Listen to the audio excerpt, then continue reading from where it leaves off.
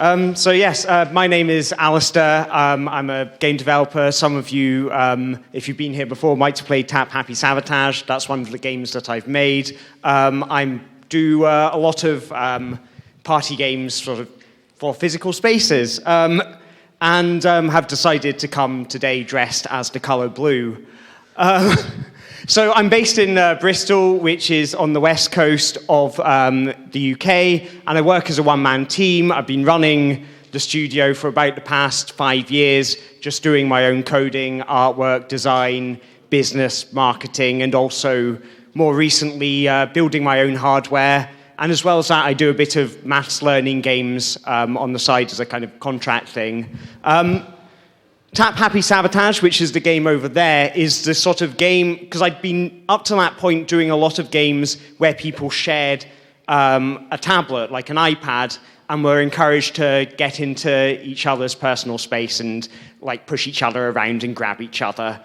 And with Tap Happy Sabotage, I saw you could get these giant touch screens now, and I thought, well, I'd like to do something interesting with that, and the thing I'd like to do is get ridiculous numbers of people able to play at the same time. So it supports as many as 52 players. The basics of the game are that everyone's given a card to look for. If you tap your card, you get a point. Everyone's also given a bad card. If anyone taps your bad cards, you lose all of your points. So you're always looking for ways not only to get points for yourself, but also to sabotage each other, hence the name involves tapping and sabotaging.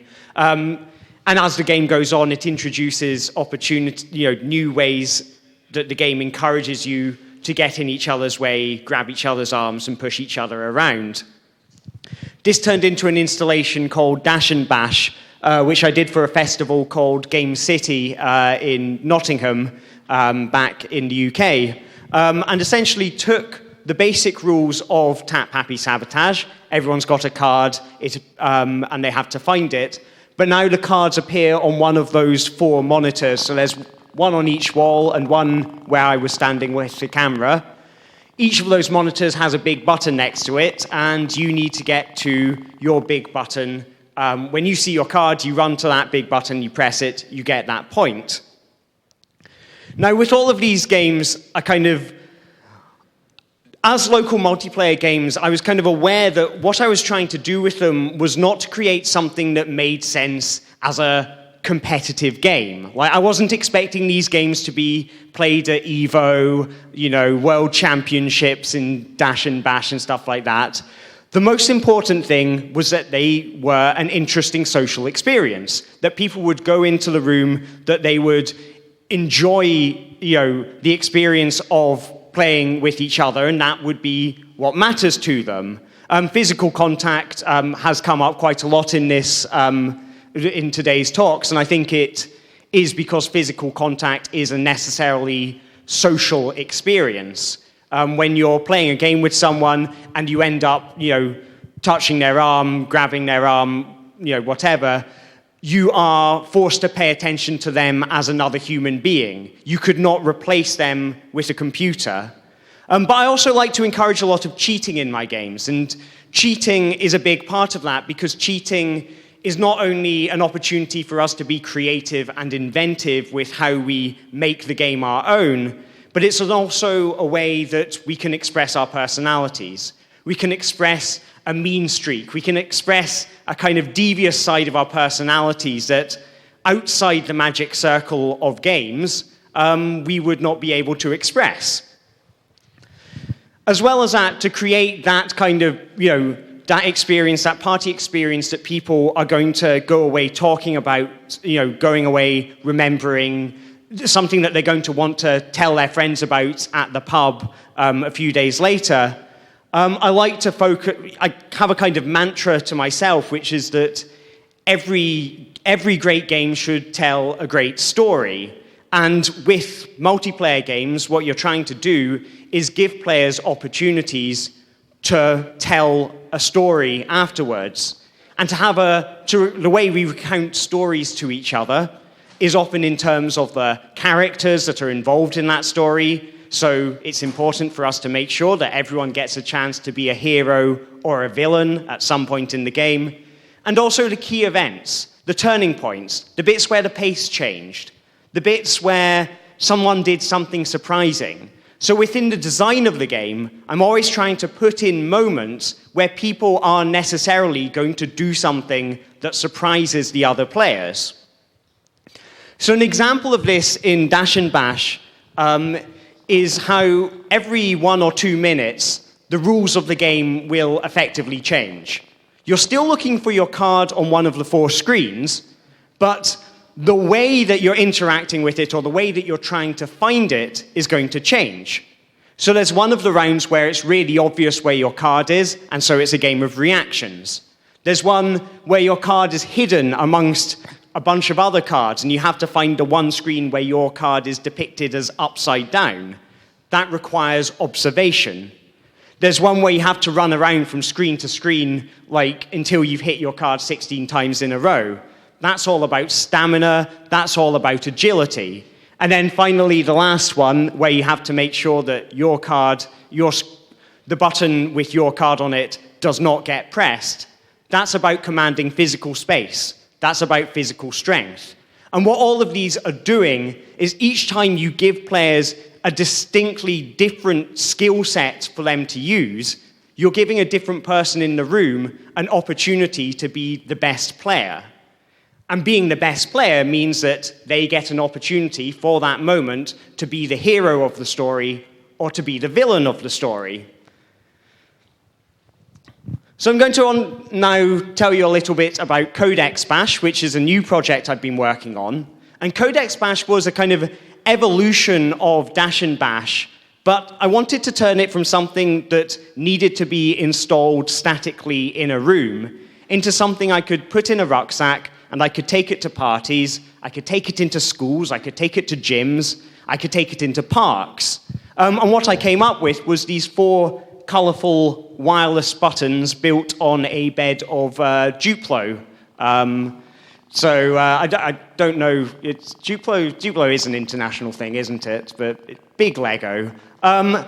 So the idea of the game is that these are all set up wirelessly. You can put them anywhere in a space that suits that space, and they all connect up to the computer, which can optionally be connected to a projector or a big screen. The players play as a team, and they get given a set of symbols. That set of symbols corresponds to a sequence of button presses. So they need to use the clues in the room and the clues on the screen to work out what order to press the buttons in. Now, the funny thing with this game is when I started it, I designed it as a single-player game. What I wanted to explore was that sort of switching between doing something that was very physical, running around between the buttons, and something that was very kind of mental in the traditional sense, not in the kind of, craziness sort of, oh my God, this is mental kind of sense. But because I never like to tell players not to do something, what happened every single time people played is they would get their friends to help them. And it turned out it was a much better game as a cooperative experience. It was better because having players working together meant they needed to focus on communication. Now, rather than one person having to juggle all these tasks, you'll have one person solving the clues and telling the other person where to run. But telling each other where to run and dealing with the fact that your partner is tired out from all this running forces you to communicate with each other in quite a complex way and pay attention to each other's behaviors. It's driven the design of the puzzles to make them almost all entirely visual, because puzzles that can be solved entirely by looking at them are puzzles where everybody in the room can contribute to their solution. You don't need to be holding the controller to make an effective contribution to the playing of the game. So from there, I started exploring with other things that I could do with these wireless controllers, and someone told me that wearables were going to be big this year, and I think I got the wrong end of the stick. But I thought, what could I do if I attached these to people? But as well as that, I started to ask myself, what I've done competitive games. I've done a cooperative game. But what if there's a game that isn't competitive or cooperative? Like, are there different things I could do with these kind of interfaces that don't include the obvious, everyone is chasing after, 4 people chasing after each other? What if instead of 4 people chasing after each other, it was 1 person chasing after 4 people, and these 4 people were the controller? It was a controller made up of 4 separate human beings, and these human beings, instead of interacting, obeying the player's wishes, these 4 human beings were acting on their own desires, working based on something other than just trying to make the player win or lose. And then what if these people who were the controllers were completely anonymous? Would we interact with them differently if they looked like colorful silhouettes instead of human beings, people with faces that we might recognize as our friend Steve or our friend Janet? And this is what I ended up with. So hopefully very soon, it says join us outside to find out, but I think we're going to be playing this right about now.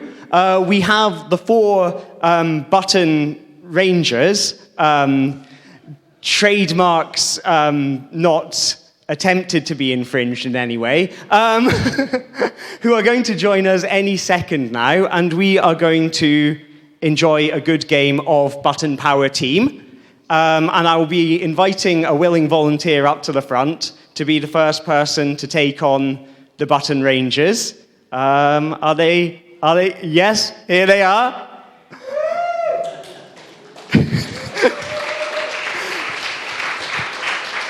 Can I just say a massive thank you to all 4 anonymous volunteers. And also a massive thank you for everyone here at Join, and particularly for Lorenzo for helping set this all up, for accommodating this whole thing. I'm going to have to do a little bit of setup, so bear with me, but any minute now we should be able to experience the joy. Yeah, that's probably a good idea. Could someone get the banana? There's a banana through in the staff room as well. Would someone be able to? Ah, super. Is that working? That's not working. Okay. Are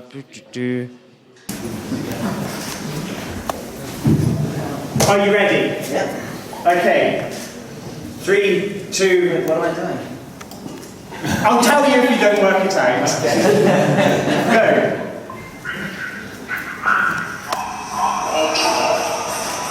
So, Rangers, run from wall to wall. I'm pressing buttons? So you've got to hit the buttons in the right order. So it's green first. Okay, I'm colorblind. Alright. Sorry. Alright, green's triangle.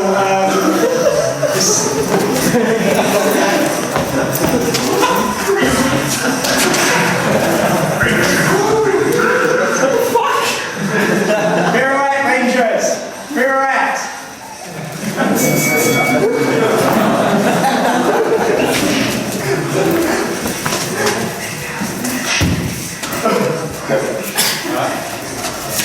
Yellow, red, green.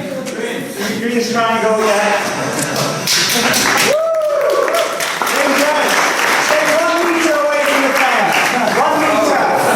1 meter. There's a player. Yellow, green, 1 meter. 1 meter. red,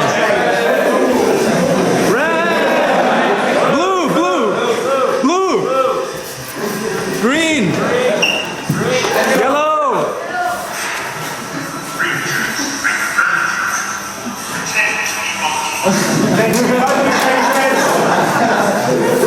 red,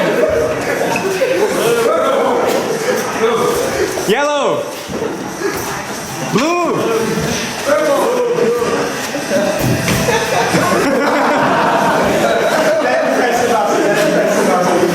yellow, blue,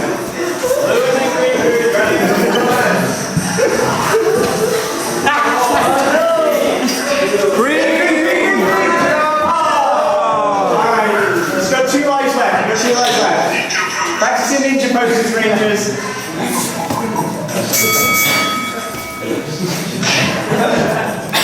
Yellow. Green. Green. Then red. Red. Blue.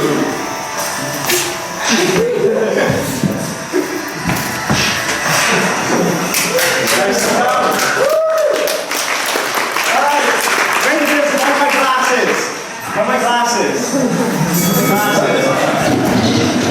Where are my glasses? Rangers, my glasses, where are they?